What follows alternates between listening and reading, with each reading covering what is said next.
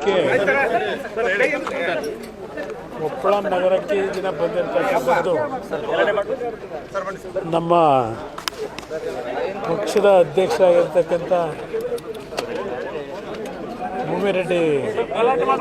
ಭೂಮಿರೆಡ್ಡಿ ಅವರ ಮನೆಯ ಕುಟುಂಬದ ಮದುವೆ ಕಾರ್ಯಕ್ರಮಕ್ಕೆ ಬಂದಿದ್ದೀನಿ.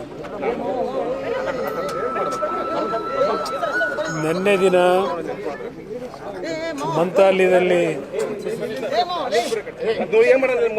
ರಾಘವೇಂದ್ರ ಸ್ವಾಮಿಗಳ 6 ದಿನದ ಕಾರ್ಯಕ್ರಮಕ್ಕೆ ಮಂತ್ರಾಲಯದ ಸ್ವಾಮೀಜಿಯವರು ಕಾರ್ಯಕ್ರಮದಲ್ಲಿ ಭಾಗವಹಿಸ್ತಕ್ಕಂಥ ಆಹ್ವಾನ ಕೊಟ್ಟಿದ್ದರು. ಅದರ ಹಿನ್ನೆಲೆಯಲ್ಲಿ ಮಂತ್ರಾಲಯಕ್ಕೆ ಭೇಟಿ ಕೊಟ್ಟು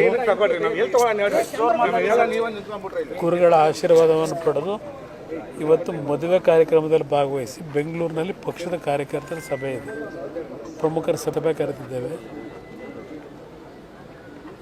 ಈ ಸನ್ನಿವೇಶದಲ್ಲಿ ಬಹುಶಃ ರಾಜ್ಯದಲ್ಲಿ ಹಲವಾರು ರೀತಿಯ ರಾಜಕೀಯದ ಬೆಳವಣಿಗೆಗಳು ನಿರಂತರವಾಗಿ ನಡೀತಾ ಇದೆ.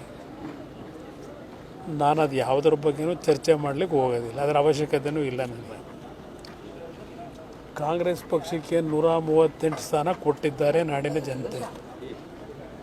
ಈಗಾಗಲೇ 2 ವರ್ಷಗಳು ಅವಧಿಯನ್ನು ಮುಗಿಸ್ತಕ್ಕಂಥ ಸಮೀಪಕ್ಕೆ ಬಂದಿದ್ದಾರೆ.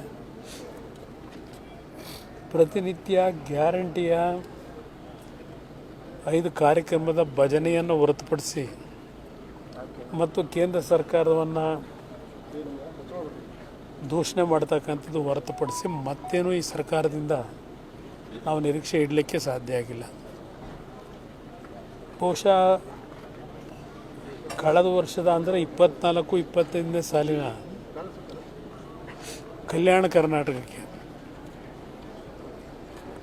ಬಜೆಟ್ನಲ್ಲಿ ರಾಜ್ಯ ಸರ್ಕಾರ ಸುಮಾರು 5,000 ಕೋಟಿ ರೂಪಾಯಿಗಳ ಅನುದಾನವನ್ನು ಕಲ್ಯಾಣ ಕರ್ನಾಟಕದ ಅಭಿವೃದ್ಧಿಗೆ ಮೀಸಲಿಡ್ತೇವೆ, ಕ್ರಿಯಾ ಯೋಜನೆಯನ್ನು ಸಿದ್ಧಪಡಿಸ್ಲಿಕ್ಕೆ ಹೇಳಿದ್ದೇವೆ. ಇದೆಲ್ಲವನ್ನು ಹೇಳಿದ್ದು ನೆನಪಿನಲ್ಲಿದೆ ನನಗೆ.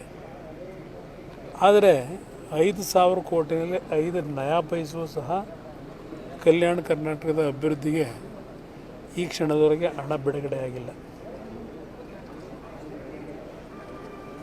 ನನ್ನ ಅಭಿಪ್ರಾಯದಲ್ಲಿ ಸರ್ಕಾರದಲ್ಲಿ ಖಜಾನೆ ಖಾಲಿ ಇಲ್ಲ, ಸರ್ಕಾರದಲ್ಲಿ ದುಡ್ಡಿದೆ.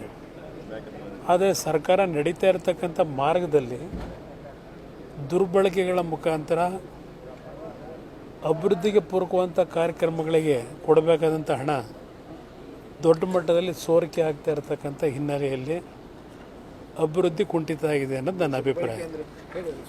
ದುರ್ಬಳಕೆ ಅಂದರೆ ನಿಮಗೆ ಗೊತ್ತಲ್ಲ, ಈಗೆಲ್ಲ ಇವತ್ತು ಯಾರ ಪಾಪ ನಿಮ್ಮ ಗುತ್ತಿಗೆದಾರರು ಇವತ್ತು ಸಹ ಒಂದೇನು ಹೇಳಿಕೆ ಕೊಟ್ಟಿರ್ಬೇಕಲ್ವ, ದಯಾಮರಣಕ್ಕೆ ಮತ್ತು ನೀವು ಹಿಂದಿನ ದಿನಗಳಿಗೆ ಹೋಲಿಕೆ ಮಾಡಿದಾಗ ಕಮಿಷನ್ ಹೆಚ್ಚಿನ ರೀತಿಯಲ್ಲಿ ಪಡೀತಕ್ಕಂಥ ಒತ್ತಡ ಆಗ್ತಾ ಇದ್ದೀರಿ ಅಂತಕ್ಕಂಥದ್ದನ್ನು ಗುತ್ತಿಗೆದಾರರು ಇವತ್ತು ಸಹ ಹೇಳಿದ್ದಾರೆ. ನೆನ್ನೆ ಇಲ್ಲಿ ಅಭಿವೃದ್ಧಿಗೆ ಕೊಡಬೇಕಾದಂಥ ಹಣ ಯಾವ ರೀತಿ ಇವತ್ತು ಸೋರಿಕೆ ಆಗ್ತಿದೆ ಅಂತಕ್ಕಂಥದ್ದು ನಿಮಗೆಲ್ಲರಿಗೂ ಗೊತ್ತಿರೋ ವಿಚಾರ. ಈಗ ಉದಾಹರಣೆಗೆ ನಿಮ್ಮ ವಾಲ್ಮೀಕಿ ಅಭಿವೃದ್ಧಿ ನಿಗಮದ್ದೆ ಎಲ್ಲರಿಗೂ ಗೊತ್ತಿರತಕ್ಕಂಥ ವಿಚಾರ. ಹೋಲಿ ಆ ದುಡ್ಡೆಲ್ಲ ವಾಪಸ್ ವಾಪಸ್ಸು.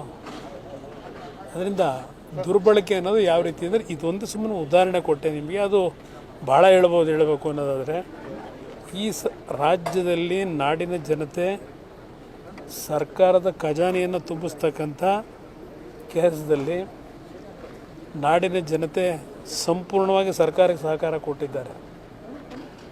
ನೀವೆಲ್ಲ ಗಮನಿಸ್ತಾ ಇದ್ದೀವಿ, ಕಳೆದ 2 ವರ್ಷದಲ್ಲಿ ಗ್ಯಾರಂಟಿ ಕಾರ್ಯಕ್ರಮಗಳನ್ನು ಕೊಡ್ತಕ್ಕಂಥ ಹಿನ್ನೆಲೆಯಲ್ಲಿ